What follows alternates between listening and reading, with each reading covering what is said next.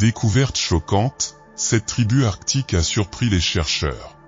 L'Arctique est l'une des régions les plus inhospitalières de la planète, un endroit où le froid extrême et l'obscurité hivernale repoussent les limites de la vie humaine. Cependant, au cours de milliers d'années, certaines cultures ont réussi non seulement à survivre, mais aussi à prospérer dans cet environnement hostile.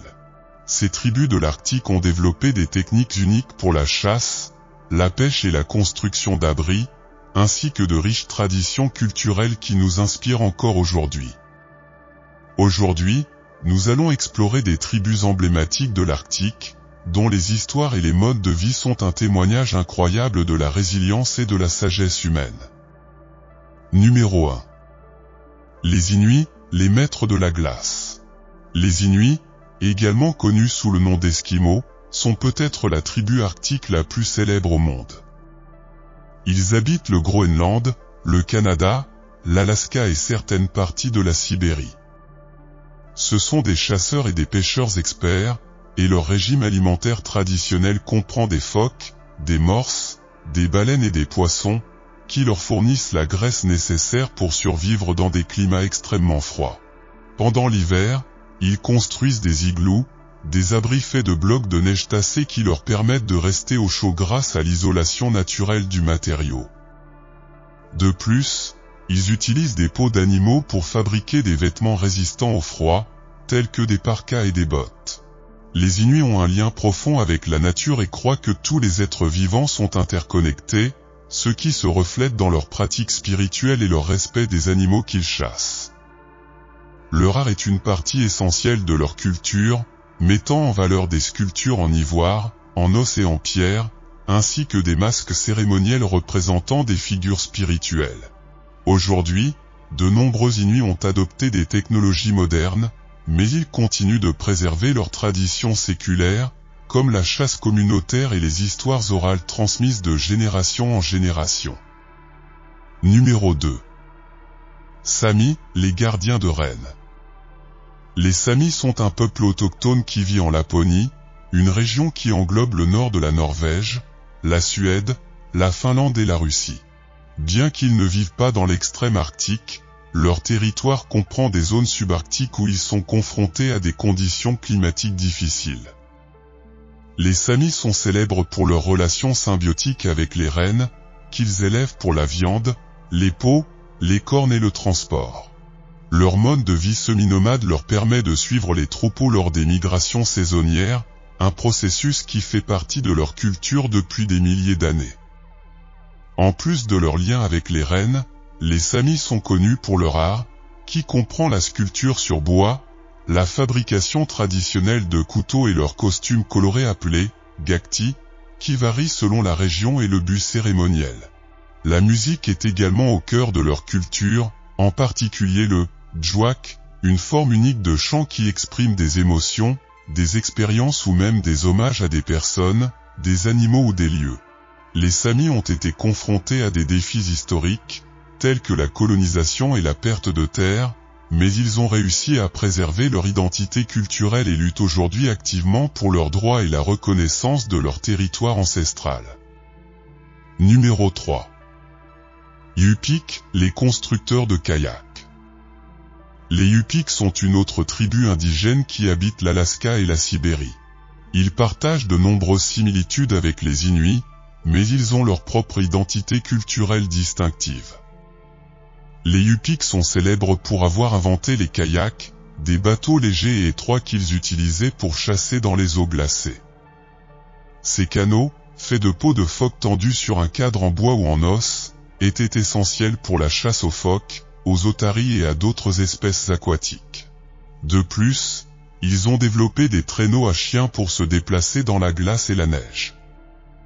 L'art Yupik est très apprécié, en particulier ses masques cérémoniels, qui représentent des esprits animaux et des forces naturelles. Ces masques sont portés lors des fêtes traditionnelles pour honorer les animaux qu'ils chassent et assurer une bonne saison de chasse. Les Yupik ont également une riche tradition orale, avec des histoires et des mythes qui expliquent l'origine du monde et la relation entre les humains et les animaux. Malgré l'avènement de la modernité, de nombreux Yupik continuent de pratiquer leurs coutumes ancestrales, telles que la chasse communautaire et la construction de kayaks. Numéro 4. L'archéologie glaciaire est une discipline relativement nouvelle.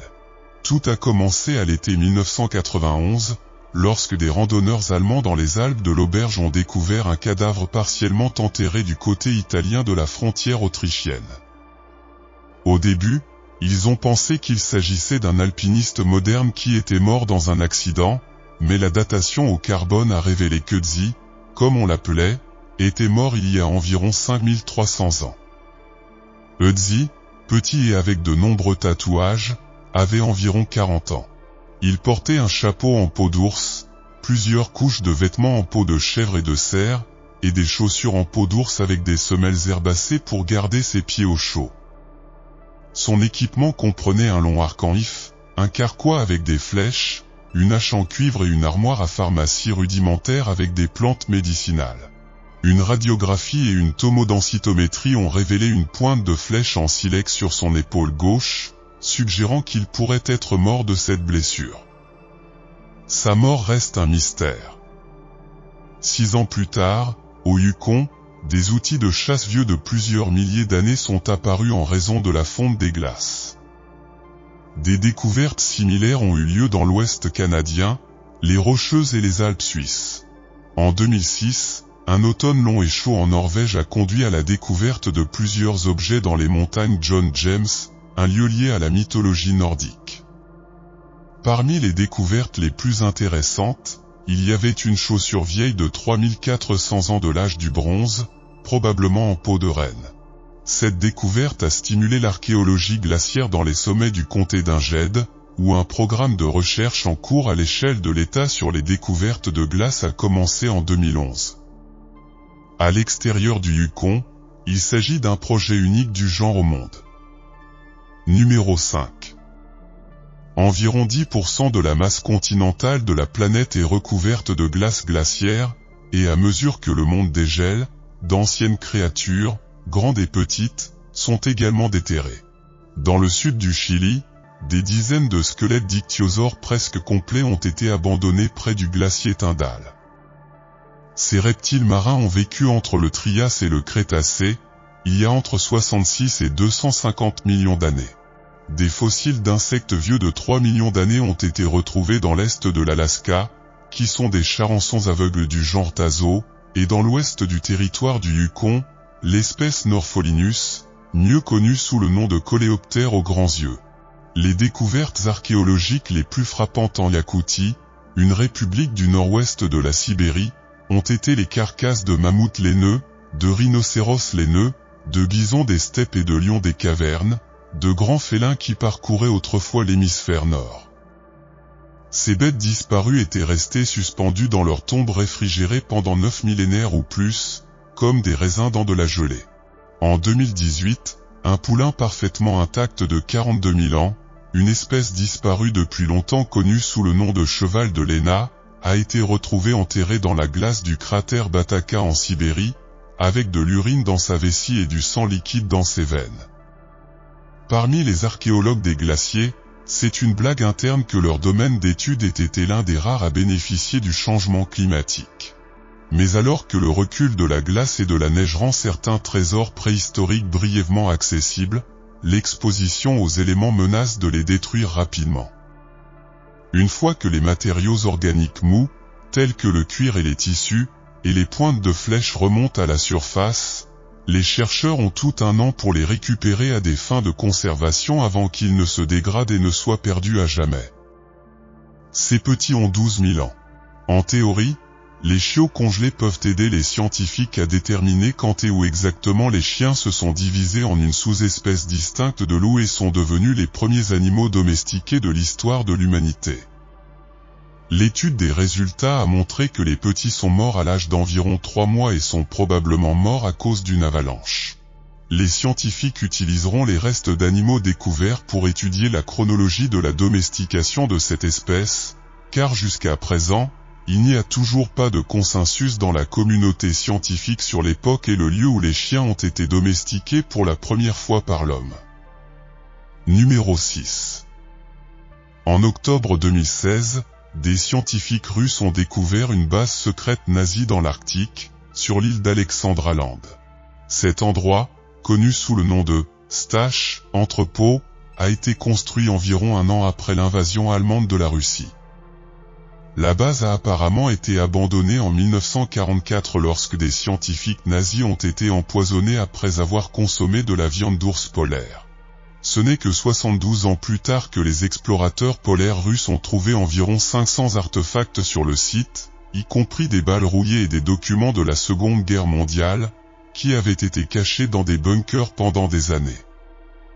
La base est restée bien conservée en raison des basses températures. Il existe des théories qui suggèrent qu'il a été construit à la recherche d'anciennes reliques ou de sources de pouvoir auxquelles croyait Adolf Hitler. Cependant, des experts plus prudents pensent que la base avait un but météorologique, fournissant des informations précieuses pour la planification des mouvements militaires de l'Allemagne. La Russie utilise actuellement l'île pour construire sa propre base militaire. Numéro 7. En 2014, dans le pergélisol de Sibérie, des chercheurs ont découvert un virus appelé phytolith, qui était resté congelé pendant près de 30 000 ans. Ce virus s'est avéré être un agent infectieux géant, quelque chose d'inhabituel dans le monde viral. La découverte est importante, car la phytovie est le plus grand virus connu de la science moderne. De plus, les virus trouvés dans l'Arctique sont génétiquement plus complexes que les virus ordinaires. Phytolith, ainsi que le pandoravirus découvert en 2013 est considéré comme le deuxième plus grand virus de la planète, possède jusqu'à 2500 gènes. Bien que de nombreux scientifiques pensent que le risque d'être infecté par un virus préhistorique est faible, certains avertissent que le danger pourrait être possible dans des conditions optimales, par exemple si le corps d'une personne décédée d'une telle infection était découvert. Bien que ce scénario soit peu probable, la possibilité que des micro-organismes inconnus et dangereux restent cachés dans la glace inquiète certains experts. Numéro 8. En 2015, à 29 km au sud du cercle polaire arctique, des scientifiques ont découvert les traces d'une mystérieuse civilisation médiévale. Bien que la découverte ait été faite dans la région de la Sibérie, les archéologues ont établi que ce peuple était lié à la Perse. Les restes étaient enveloppés dans des peaux, probablement d'ours ou de carcajou, de l'écorce de bouleau et recouverts d'objets en cuivre. Dans des conditions de pergélisol, les corps, enveloppés de cette manière, ont été littéralement momifiés, de sorte qu'ils ont été parfaitement conservés à ce jour. Au total, sur le site du site médiéval, les chercheurs ont trouvé 34 petites tombes et 11 corps. On a d'abord cru que seuls les hommes et les garçons y étaient enterrés, mais en août 2017, des scientifiques ont découvert que parmi les momies, il y avait aussi un corps qui appartenait autrefois à une femme. Les scientifiques l'appelaient la princesse polaire. Les chercheurs pensent que cette fille appartenait à la classe supérieure, car jusqu'à présent, elle est la seule représentante du sexe féminin découverte lors de ces fouilles. Le travail avec les artefacts est toujours en cours, de sorte que nous pourrions encore avoir de nombreuses découvertes surprenantes devant nous. Numéro 9. Au plus profond du monde souterrain sombre et mystérieux de l'Antarctique, nous trouvons le lac Vostok, un ancien lac d'eau douce enfoui sous plus de 2 miles de glace solide. Le lac, qui a été isolé du reste du monde pendant plus de 15 millions d'années, recèle un secret déroutant, d'étranges formes de vie non identifiables. Des chercheurs russes ont réussi à forer dans l'épaisse calotte glaciaire en 2012, pénétrant la calotte glaciaire et atteignant les eaux ancestrales du lac. Leur objectif était simple, récupérer des échantillons qui pourraient révéler des secrets sur les climats passés et peut-être confirmer si la vie pouvait exister dans des environnements extrêmes. L'équipe a fait une découverte surprenante dans le lac Vostok, elle a trouvé des microbes qui défiaient la classification existante et avaient survécu dans des conditions extrêmes de froid, d'obscurité et de pression. Ces résultats soulèvent plus de questions que de réponses et font craindre l'impact du changement climatique. À mesure que les glaciers fondent, il est possible que d'anciens organismes inconnus soient libérés dans les océans, ce qui pourrait avoir des conséquences catastrophiques.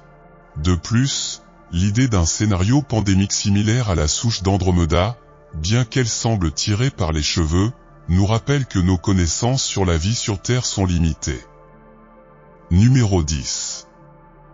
L'Antarctique est connue pour être un vaste paysage de glace et de neige, mais la découverte des montagnes sous-glaciaires de Gambürz a remis en question cette perception. Ces montagnes, cachées sous la calotte glaciaire de l'Antarctique de l'Est, sont l'une des plus anciennes chaînes de montagnes de la planète, âgées de plus de 500 millions d'années. La découverte des monts Gambürz remet en question notre compréhension conventionnelle de la formation et de l'érosion des montagnes. Malgré leur âge, ces montagnes se dressent encore sous la glace, ce qui contredit notre connaissance des processus érosifs. L'étude de ces montagnes est difficile en raison de leur emplacement caché. Les scientifiques utilisent des technologies telles que le radar pénétrant dans la glace et les levées sismiques pour les étudier. Ce manque d'accès direct en fait une présence mystérieuse et fantomatique. Les montagnes Gambürz sont fascinantes sur le plan scientifique, car elles peuvent donner un aperçu du passé géologique de la Terre et des implications du changement climatique. Cependant, leur mystère génère également un certain malaise en raison des incertitudes et des secrets qu'ils recèlent encore. Numéro 11. L'Antarctique est un endroit favorable à la découverte de météorites en raison de son fond blanc et de l'absence de roches terrestres. Des chercheurs russes ont découvert certaines des plus anciennes météorites de l'Antarctique, dont une qui proviendrait de Mars. Cette météorite, connue sous le nom de ALH 84001, a suscité la controverse en raison de la présence possible de bactéries fossilisées de Mars à l'intérieur. Cela soulève des questions troublantes sur l'existence de la vie extraterrestre et ses implications pour l'astrobiologie. Une autre météorite importante est une chondrite qui provient d'une collision d'astéroïdes il y a environ 470 millions d'années. Cette découverte met en évidence le caractère catastrophique des événements cosmiques. En général, les météorites de l'Antarctique nous rappellent que la vie sur Terre est liée au cosmos et qu'il existe des dangers potentiels provenant de l'espace, ce qui constitue une menace constante pour la vie sur notre planète. Numéro 12. Blood Falls est un flux d'eau salée riche en fer qui tache la glace de l'Antarctique d'une couleur rouge sang. Découvert par des explorateurs russes au XXe siècle, c'est un phénomène surréaliste et inquiétant en Antarctique. Les torrents proviennent du glacier Taylor et sont alimentés par un lac sous-glaciaire à forte teneur en fer. Lorsque l'eau riche en fer est exposée à l'air, elle s'oxyde et prend une teinte rougeâtre. Cette découverte met en lumière la nature étrange et mystérieuse de l'Antarctique. En plus de leur apparence troublante, les torrents révèlent un écosystème caché sous la glace, où les micro-organismes extrémophiles peuvent survivre et prospérer dans des conditions défavorables. Ces microbes dépendent du fer et du soufre présents dans l'eau pour leur métabolisme, effectuant une chimiosynthèse dans un environnement isolé de la lumière du soleil et de l'oxygène. Cette découverte remet en question notre compréhension des environnements habitables et élargit les possibilités de vie dans l'univers. Cependant, cela soulève également des inquiétudes quant aux conséquences du changement climatique, car la fonte des glaces de l'Antarctique pourrait libérer ces organismes dans les océans, entraînant des impacts inconnus sur les écosystèmes actuels. De plus, Blood Falls nous rappelle les climats passés de la Terre et son histoire climatique volatile, soulevant des inquiétudes quant aux changements futurs. Numéro 13. Les montagnes sous-glaciaires de l'Antarctique posent des énigmes et des secrets troublants. Leur formation n'a pas de sens géologique, car ils sont situés dans une région inhabituellement éloignée des limites des plaques tectoniques. Ces montagnes sont plus anciennes que la calotte glaciaire elle-même, ce qui est déroutant. L'incertitude quant à son âge et sa topographie inexpliquée remettent en question notre compréhension du passé géologique de la Terre. Un autre aspect inquiétant est la présence de lacs et de rivières sous-glaciaires sous la calotte glaciaire. Ces masses d'eau pourraient abriter des formes de vie inconnues qui ont évolué indépendamment, soulevant des questions sur la vie sur Terre et au-delà. De plus, Les montagnes Gamburtz influencent l'écoulement et l'accumulation de glace en Antarctique, ce qui a des implications sur le changement climatique et la stabilité de la calotte glaciaire. Cela pourrait avoir des conséquences mondiales importantes. Numéro 14. Des niveaux alarmants de radiation ont été trouvés à la station éloignée de Vostok en Antarctique. Cela est dû à l'altitude élevée et à la proximité des pôles magnétiques de la Terre. Les résidents de la station sont exposés à des doses de rayonnement qui dépassent les limites recommandées, ce qui augmente le risque de cancer. Cette découverte est terrifiante, car elle nous montre les conditions extrêmes auxquelles nous pourrions être confrontés lors de l'exploration d'autres planètes. La station Vostok nous donne une idée des difficultés de coloniser des endroits sans atmosphère, comme Mars ou la Lune. De plus, ces niveaux élevés de rayonnement nous alertent sur les effets possibles d'une guerre nucléaire ou d'une catastrophe nucléaire sur le monde. Ils posent également des défis technologiques en raison des dommages causés aux équipements par les radiations. Numéro 15. Les réservoirs hydrothermaux de Yellowstone contiennent de l'eau chaude et de la vapeur générée par la chaleur de la chambre magmatique. Les changements dans ces dépôts indiquent de possibles éruptions volcaniques et affectent le réseau de sources chaudes et de fumerolles du parc. Ces changements comprennent des modifications de la température et de la chimie de l'eau, de nouvelles caractéristiques thermiques et davantage d'éruptions de geysers. Un changement majeur dans les réservoirs hydrothermaux est l'augmentation de la pression due au magma, à la chaleur ou à l'activité sismique. Cela provoque des éruptions plus fréquentes ou plus intenses de geysers et d'autres changements géothermiques. Les changements dans la chimie de l'eau révèlent des altérations dans les dépôts hydrothermaux. La dissolution des minéraux dans l'eau des geysers et des sources chaudes offre des indices de ces changements. Des changements soudains dans la chimie de l'eau peuvent indiquer des perturbations dans les dépôts. Le bassin de Hirsch Norris montre des changements significatifs, tels que l'élévation du niveau du sol, l'activité des geysers et des changements dans la chimie de l'eau, peut être liée au mouvement du magma. Numéro 16. Découvert en Antarctique, le cratère Yaata est un immense cratère glaciaire créé par l'impact massif d'une météorite. Leur existence révèle les forces destructrices que notre planète a connues et le potentiel d'événements cataclysmiques futurs.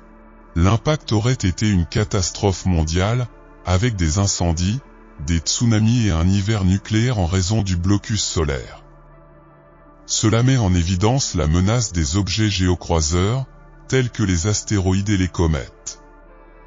Bien que des efforts soient déployés pour suivre et prévenir les impacts, la possibilité d'une catastrophe persiste.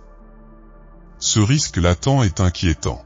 De plus, le cratère remet en question notre compréhension de l'histoire de la Terre et de son lien avec les extinctions massives et le changement climatique. La découverte du cratère Yaata a été un défi technique, car il est caché sous une couche de glace. Cela montre que nous n'en sommes qu'au premier stade de l'exploration et de la compréhension de notre planète, en particulier dans l'Antarctique éloignée et hostile. Numéro 17. L'Antarctique se réchauffe, en particulier à l'ouest et dans la péninsule antarctique, menaçant les conditions météorologiques, le niveau de la mer et la vie sur Terre. Le réchauffement a été confirmé par diverses sources de données, montrant des augmentations significatives des températures de surface et souterraines. Certaines régions de l'Antarctique se sont réchauffées de plus de 2,5 degrés Celsius au cours des 50 dernières années. Cela entraîne une perte accélérée de glace dans l'ouest et la péninsule antarctique, contribuant à l'élévation du niveau de la mer. De plus, les océans chauds érodent les plateformes de glace et fragmentent les icebergs. La possibilité d'atteindre des points critiques avec des changements irréversibles est inquiétante. L'effondrement de la calotte glaciaire de l'Antarctique occidental augmenterait le niveau de la mer, affectant les villes côtières et déplaçant des millions de personnes. Ces tendances au réchauffement ont également un impact sur les écosystèmes locaux et mondiaux. Le déclin de la glace de mer affecte les espèces clés, telles que le krill, perturbant la chaîne alimentaire de l'Antarctique et affectant les baleines, les phoques et les manchots. À l'échelle mondiale, les changements en Antarctique peuvent influencer la circulation océanique et les conditions météorologiques, intensifiant les événements météorologiques extrêmes. En outre, le réchauffement de l'Antarctique pourrait libérer de grandes quantités de méthane piégé, accélérant le réchauffement climatique et provoquant des changements climatiques drastiques et imprévisibles dans le monde entier.